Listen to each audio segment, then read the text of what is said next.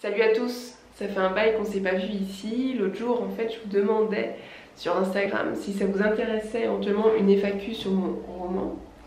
Et j'ai reçu pas mal de questions, pas des tonnes non plus, mais des questions qui me semblaient assez intéressantes et avec du recul je me suis dit qu'à l'époque où je commençais à écrire etc. je faisais pas mal de recherches sur YouTube. Donc je me suis dit que si ça peut aider quelqu'un au passage, tant mieux. Alors, je vais faire en fait plusieurs vidéos selon le nombre de questions que j'ai, enfin les thématiques plutôt de questions que j'ai reçues. Et si vous avez d'autres questions qui vous viennent à l'esprit, etc., n'hésitez pas à me laisser un commentaire, je ferai peut-être d'autres vidéos et ainsi de suite. Donc voilà, cette série de questions commence maintenant. Première question que j'ai reçue, c'était concernant mon parcours. À savoir si j'avais fait une école primaire d'écrivain, si j'avais fait un collège d'écrivain, un lycée d'écrivain, des écoles supérieures d'écrivain, pour ensuite devenir écrivain. Eh bien non, mais alors pas du tout. C'est-à-dire que je sais qu'en France souvent on aime bien cette notion de légitimité, de se dire j'ai fait les études pour, donc je suis légitime à devenir tel métier ou telle personne. Et ce qui est complètement valable pour les médecins. Mais pour le reste, on peut éventuellement improviser un petit peu, enfin en tout cas pour le métier d'écrivain. J'ai fait un bac S, parce que c'était bien de faire un bac S à mon époque. Après ça, j'ai fait un IUT technique de commercialisation, parce qu'à l'époque aussi je voulais être manager de groupe de rock, donc j'avais été dans un CIO, je sais pas si ça existe toujours, vous savez, les centres d'information et d'orientation. Et si vous y avez déjà été aussi, c'est marrant. Et donc j'avais dit au mec, moi je veux être manager de groupe de rock et tout. Et le mec m'a dit ok, t'as qu'à faire un IUT technique de commercialisation. Donc j'ai fait cet IUT.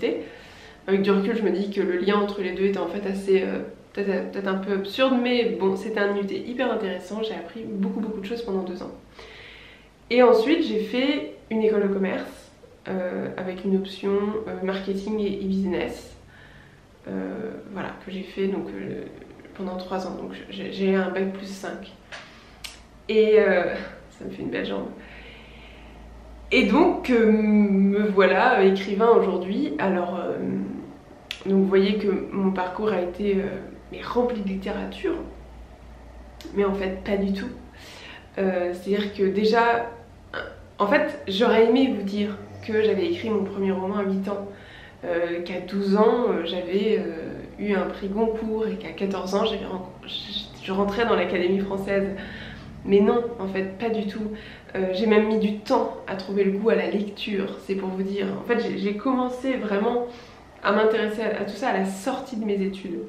Donc c'est-à-dire il y a quelques années. 6 ans, 7 ans, un truc comme ça. Et voilà, ce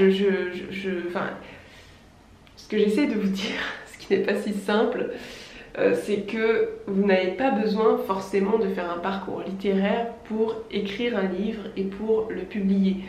Ce n'est pas ça qui va vous faire écrire un livre en fait, tout simplement. Ce qui vous fera écrire un livre, c'est le fait de savoir écrire. Et savoir écrire, c'est un peu comme le footing, c'est-à-dire que peut-être que la première fois que vous allez écrire, ça va pas être top. Puis au fur et à mesure, vous allez vous entraîner, etc. Ça ira mieux.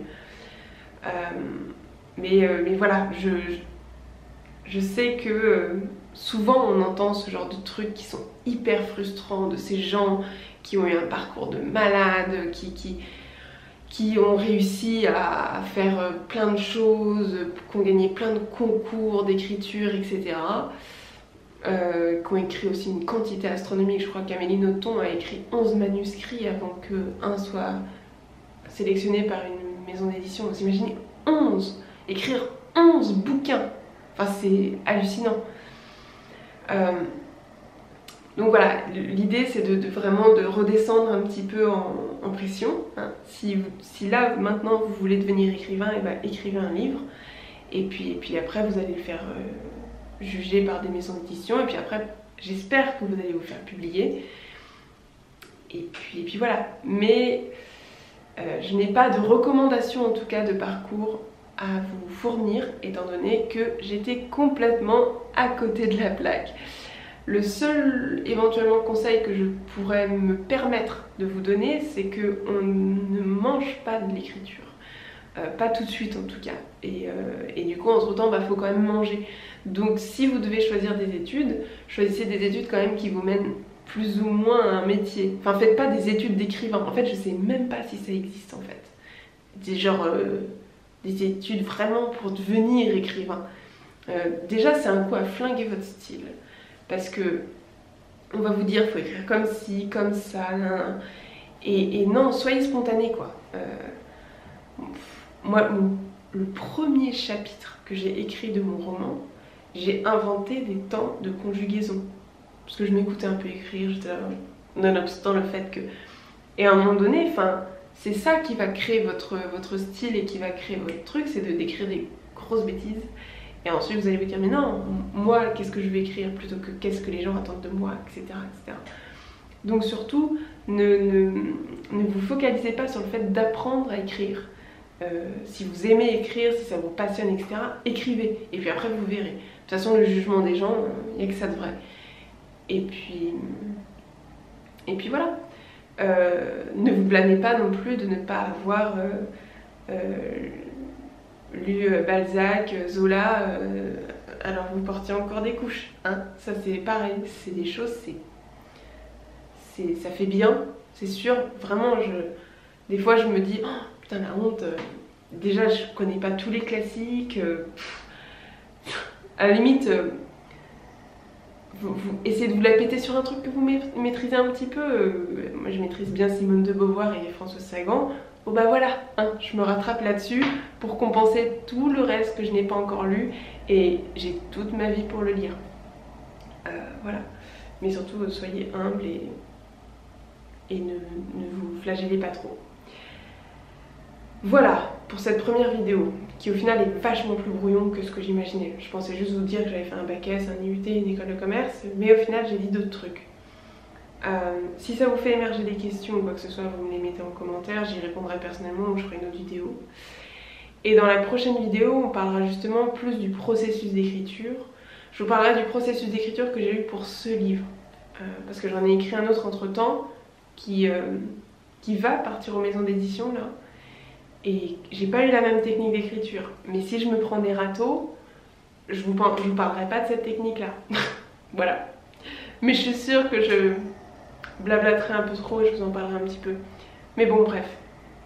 Autre chose que je vous conseille, la chaîne YouTube de Samantha Bailly, qui est une auteure française et qui a donc une chaîne YouTube où au début de sa chaîne, elle donnait vraiment beaucoup de conseils sur l'écriture.